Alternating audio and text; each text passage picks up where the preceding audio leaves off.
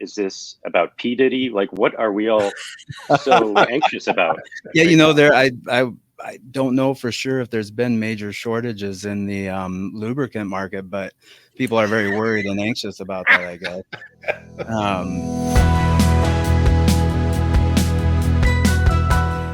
Mike, are you ready for therapy? JD, I think I am. But before we start, I have to tell you a story. So I went down to the Bean the other day. The Bean downtown. Cloudgate. Come on now. Okay, so all right, that's right. It's called Cloudgate. Like it's like Nobody calls it Cloudgate. But well, it's because that sounds like some sort of weather scandal from the 70s.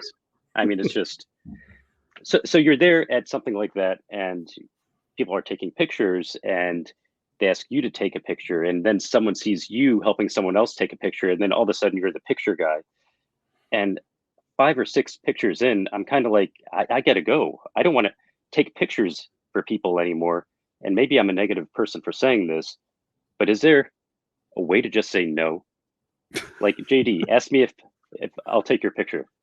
Hey, Mike, would you mind? I'm here with my lovely family. Would you mind helping capture this moment and take a picture? No. And then I walk away. Or you could just grab their phone and just drop it like a mic drop and walk away. They'll get the picture. That's true. They won't get the picture, but they'll get the idea. But so that happens. That happened to you. Yeah. It's but I guess I've asked for people to take our picture before, so it's only fair, right? So I will say this: whenever I haven't done it in a long time, whenever anybody does that and they're like gathering, getting ready for the picture, I'll take a selfie of myself first, and then the picture of them. And then you'll take like a few, look, is that good? That's good. And they usually only you look through like the first one, go, oh, that's great. But then they'll go back and then the random person who took a selfie of themselves. And that's Mike, we're going to take a look at ourselves here today. We've got Tim Lambertsen, and Tim is a psychotherapist, and we're going to talk leadership and so much more. You put him in the Chrysler corner. We're going to have fun today.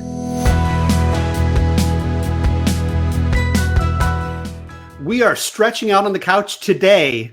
Get ready for being real. It's C-Level Up. Today we have a special guest who spent over 2 decades supporting individuals, couples, and families through some of life's toughest challenges.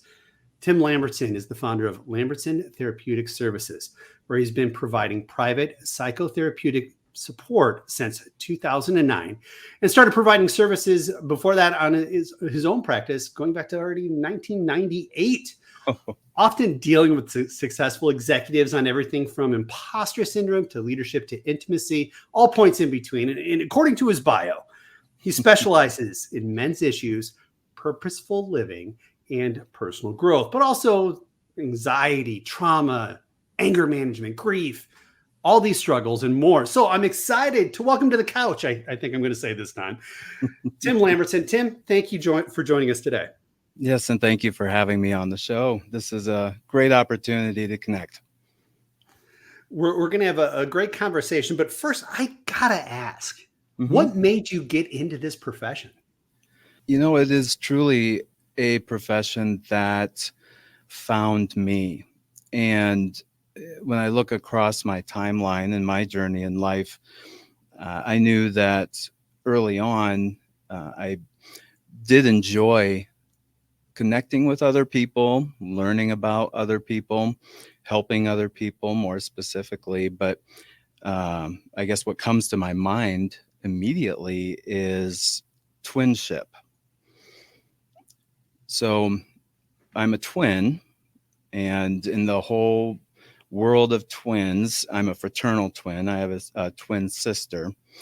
And because of that, I have a natural predisposition to independently existing within a collaborative system, if that makes sense.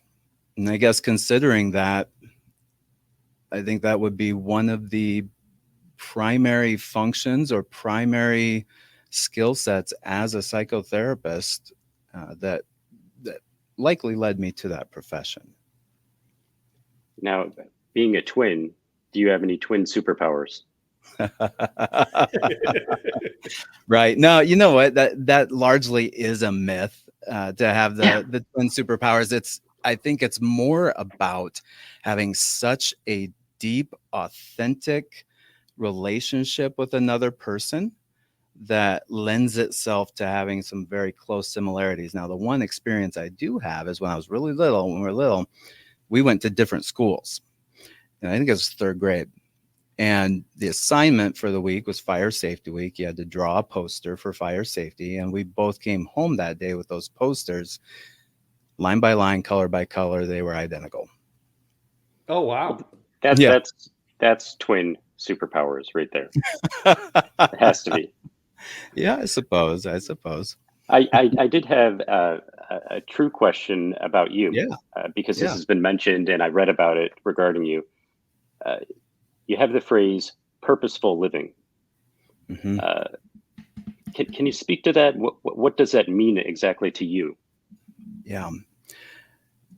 To me, and with working with other people and helping other people and helping them heal or unlock within themselves. And I think as we talk about leadership, one of the big focuses or the big directions is unlocking a leader. Purposeful living is very similar to intentional living, and it means that you are guided by your truth.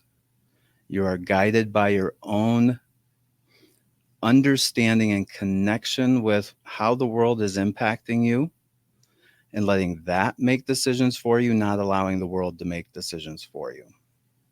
Well, I think I could definitely use some more purposeful living. I kind of feel like by asking that question, I sound purposeless. Oh. Now, on the other end of this, and just in the brief time we had to talk, I would say virtually the majority of your life that you've described to me has been incredibly purposeful, because you are first father and a husband, and you are dedicated to something you're passionate about. All of that is intentional and purposeful, even though the world brought it to you in different packages. I would say you're spot on, buddy. Well, thank you for saying that. I do feel at this time in the world, there's a lot of anxiety going around, whether it's me, my children, friends. Yeah. Can you speak to that? I mean, what is that about? Is this a leftover thing from COVID that we're dealing with? Is this about P. Diddy? Like, what are we all so anxious about? Yeah, you know, I don't know for sure if there's been major shortages in the lubricant market, but people are very worried and anxious about that, I guess. But I would say that to understand anxiety, you have to understand fear. And fear is when we look into the future, not the present, into the future, and we imagine a potential threat, and then we tell ourselves it's real. Once we do that, we activate the polyvagal nerve or the fight, flight, freeze response. You know, we become very, very protective. We react to that as if it were real, and that's what brings anxiety onto the table. And today, I think we may have an uptick. It's always been there, but there's a lot of efforts being made in telling people that what they think may occur is actually what is going to occur, instead of staying present with what's real in front of us. You see that in the national landscape right now, especially not just politically, you know, whether it's economically. A lot of people are living with those anxieties, and some just are environmental, you know, if you will. Let's, Tim, dive into some leadership. So you deal with a lot of successful people out there. Yeah. What are some of the leadership issues that you are seeing today? Is it still imposter syndrome predominantly? You know, what type of leadership challenges do you see professionals dealing with? To me, the imposter syndrome is not something that I would see or work with. I would say, predominantly in my work with executive level leaders, it is the degree to which they take responsibility over things that are not theirs. Majority of the time we have that confusion, and a technical term for that would be enmeshment, where we like to make extensions of ourselves or maybe become an extension of something. But it's when we allow scope creep to happen. I think in your industries that might be the term. We push beyond what is an agreed upon contract and try to assume or take on or become responsible for things that are not ours. And anytime we do that, man, we are doomed to fail because it's not organically ours. So a lot of the times in that executive level leadership, it's really helping a person understand, what am I responsible for? What is mine? And the second is being courageous enough to hear your honest awareness of yourself, not the fantasy of yourself. You know, that really makes me think of how you specialize in men's issues. Mm-hmm. And I guess not every person is the same, even though there are stereotypes. Not every man yells at a football game, Right. or drinks bourbon neat, or likes Chuck Norris as much as JD does. Right. But do you find that men have a harder time opening up and being vulnerable initially?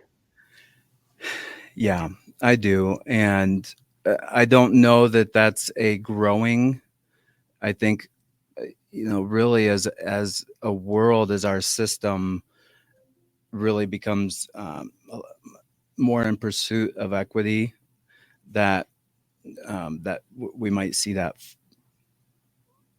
decrease in ways. But yes, I do feel like there is a hesitancy to be vulnerable. And really, when we're saying that vulnerability, it's that willingness to accept either the limits, be it ours or a system's limits, or the willingness to hold yourself accountable to something and fight that temptation to push it off or make others responsible for it. There seems to be a bridge between vulnerability, if I can say the word, Mm-hmm. and emotional intelligence and leadership. Mm. And I find that someone that you can trust, someone that you can talk to, Mm-hmm. someone that's willing to be self-deprecating, Mm-hmm. and be someone that is worth working for and with. Mm-hmm. Yeah. So if you were to be working with an individual who, by a general term, you felt was very authentic, that they were dialed into what was important to them and they were responsible for that, and they gave you the sovereignty to be responsible for your own, that would be somebody that you would feel very comfortable walking beside or learning, connecting, or following even. I have to ask you, Tim, and then Mm-hmm. we'll take a quick break after this. Talk to me about the truth or the fallacy of a work-life balance, because Mr. Wonderful on Shark Tank had a social media post last week saying that doesn't exist. There's no such thing as a work-life balance. Now, he's a serial entrepreneur, Right. so he's always on, if you will. Talk to me about that. Does it exist? Is it a fallacy? And the struggles people may have with that today.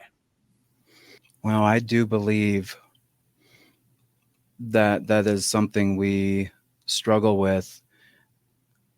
And I would even extend it, raising, children. And I think all of us as fathers here, we watch our children struggle with this, not necessarily a work life, but a work learning, or not a work, but a learning and life balance, or the academic side of it, or the maybe even sports. Open it up even further to that. I think that is a very real concern, but it's not, at least in my mind, something magical, unattainable, or that we are powerless to. I think it does fall back to the willingness we have to be honest with ourselves and what we value, to be honest within ourselves, as I said before, what we're responsible for, and to have the courage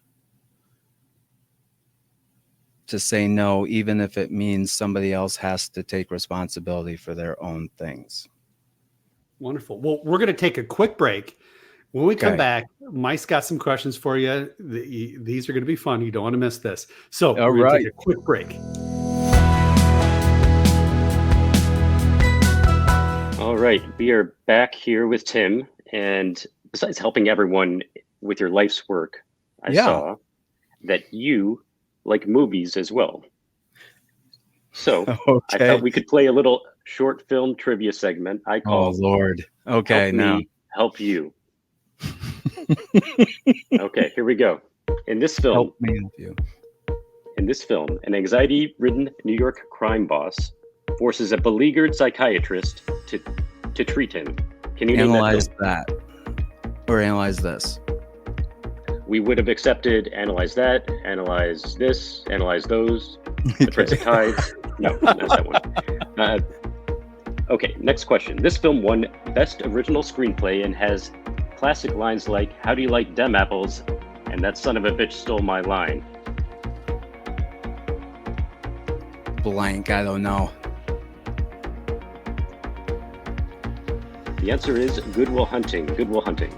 Oh, okay. All right. Moving on to the next. This movie has a doctor who deals in anger therapy and makes his patients sing "I Feel Pretty" from West Side Story. Man, you are pulling some tough ones here. Starring Jack Nicholson. JD, do you know it? One Flew Over the Cuckoo's Nest. No, I don't know. No, that's a good. This is anger management. Oh, okay. Wasn't Adam Sandler in that too? Yeah. Yeah. In this psychological thriller, the main character is a young boy who sees dead people, including his ghost psychologist. Yeah, Bruce Willis. Sixth Sense. Correct. Yeah, that was finally that looked creepy. Yeah, it was. It's a good movie. Finally, what film are these two quotes from? "I feel good, I feel great, I feel wonderful." And "I'm sailing."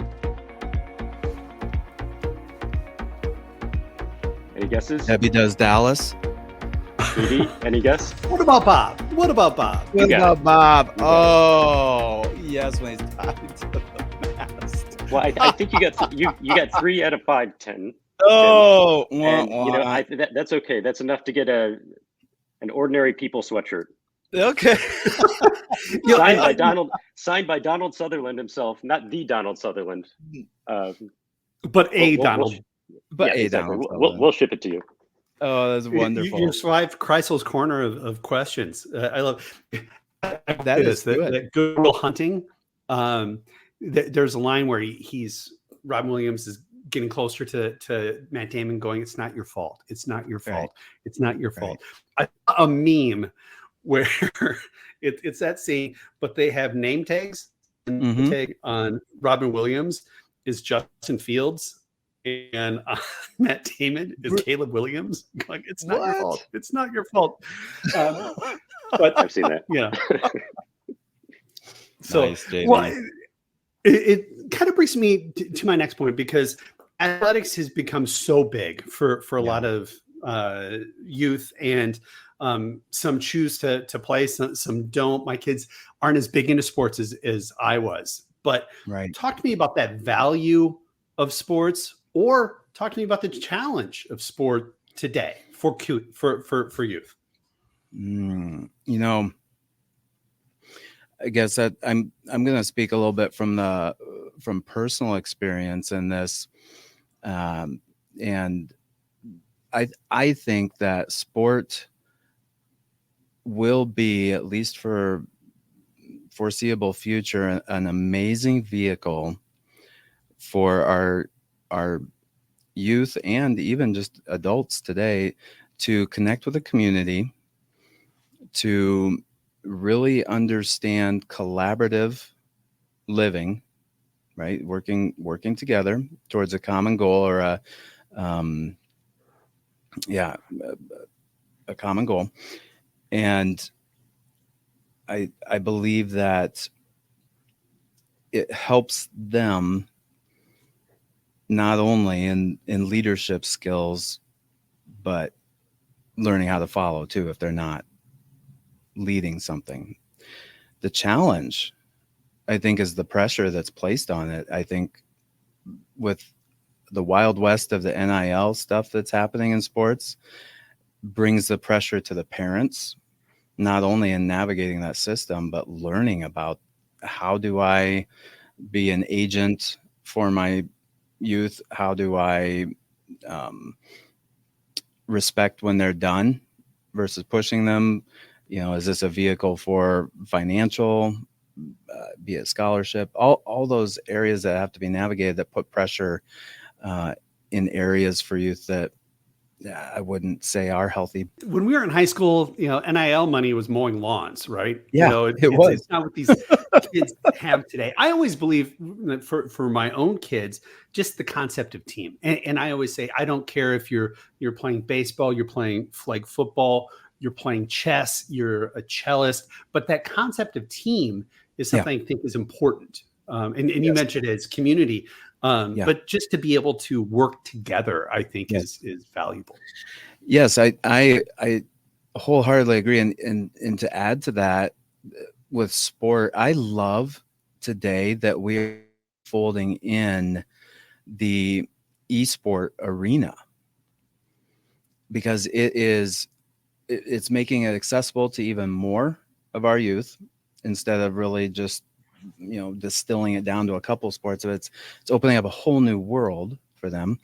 There's all kinds of opportunities that exist within that, and the parents don't understand it, so the kids are really having to navigate it, and they don't get as much of that pressure as they would say with football, basketball, volleyball, some of the mainstream type sports.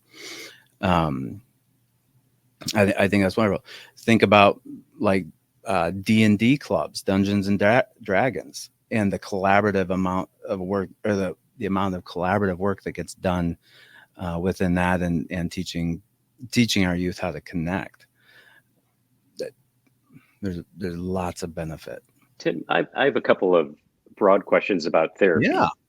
Yeah. So have you ever had someone come in and say to you, what the hell was wrong with the person that was here before me? No, I'm just kidding.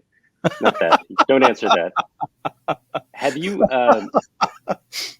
now I ask this question in seriousness. Can you be over therapied? Is that a thing? And when does Tim say to a patient, you're good, you're done, go away, I don't need to see you anymore? You're cured. Cured. You're cured. I mean, I'm sure you do it in a warmer way, but yeah, I will say that I tend to be very direct in things, with people. I'm not one to pull punches. If there's something on my mind, I'm going to say it, but that would likely not be something you would hear me say, because it's my belief, and in therapy, I'm not the expert in the room. They are. And part of therapy is providing a space that is safe for a person to unlock what they need to unlock within themselves, be it leadership, be it partnership, be it courage. And when you first meet with an individual, you do come up with a pretty clear blueprint, a pretty clear path. Hey, here's what we're working on. And it is very clear when they meet their objectives, because they've created their outcomes that they're looking for, so they are very clear to them when they're there. And oftentimes, a person will be in a position of high productivity, and I'll say, man, you are thriving. I don't know that I can offer much more, right? And it's a very natural thing. There are a lot of people, though, that really appreciate the ongoing support. So therapy might go from once a week to once a month, once every other month, and just to check in and keep things going and offer that ongoing support. But the key to it is remembering I'm not the expert in the room.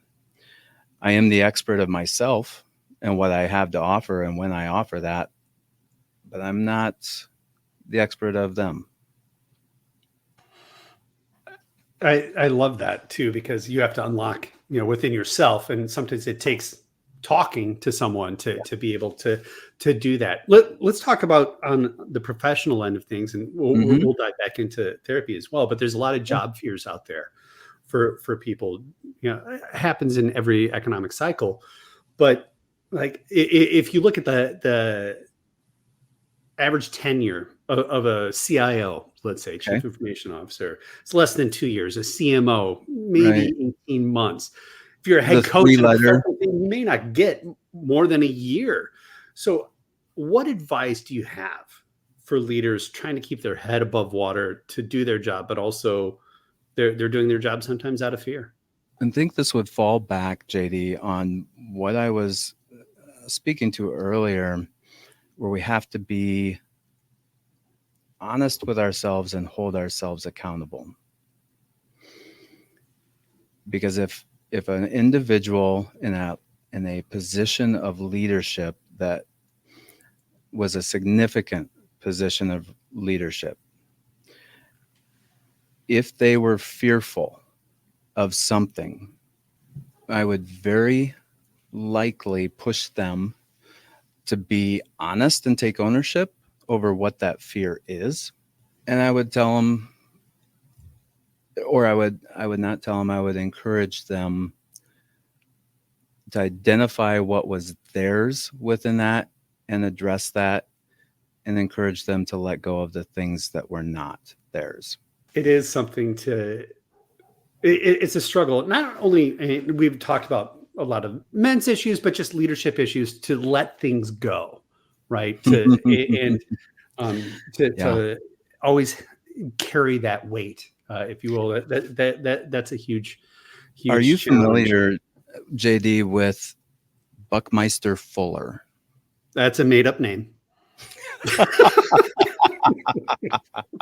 So Buckminster Fuller was an amazing individual, and if you get a chance to stick that in your Google browser, go for it, because it's a fun one to look up. But the man has accomplished a lot, and he has since left us. But he created a philosophy that he called Spaceship Earth.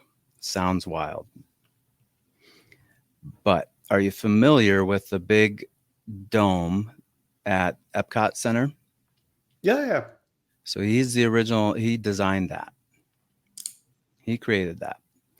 And that is the embodiment of his philosophy, Spaceship Earth.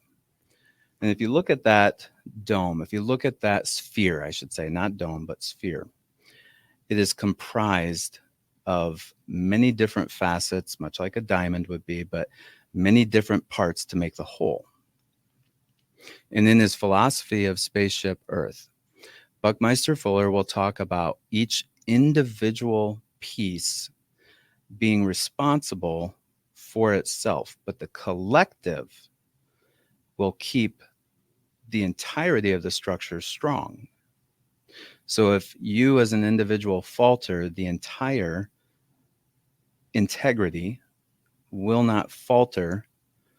It's up to you to either replace or dismiss yourself from that structure. And I think it's much like that in our relationship to life and the world. Ultimately, if we want to talk from a an eco perspective, be it a political perspective, be it financial perspectives, where we are responsible for ourselves. And the more honest and clear we are with what that is, the better.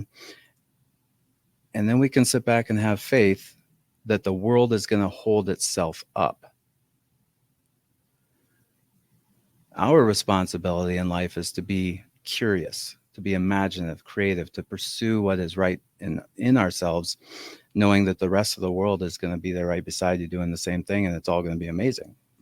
So as a leader, as an executive in a business, what I was talking about before was, say, scope creep, or knowing what your role is.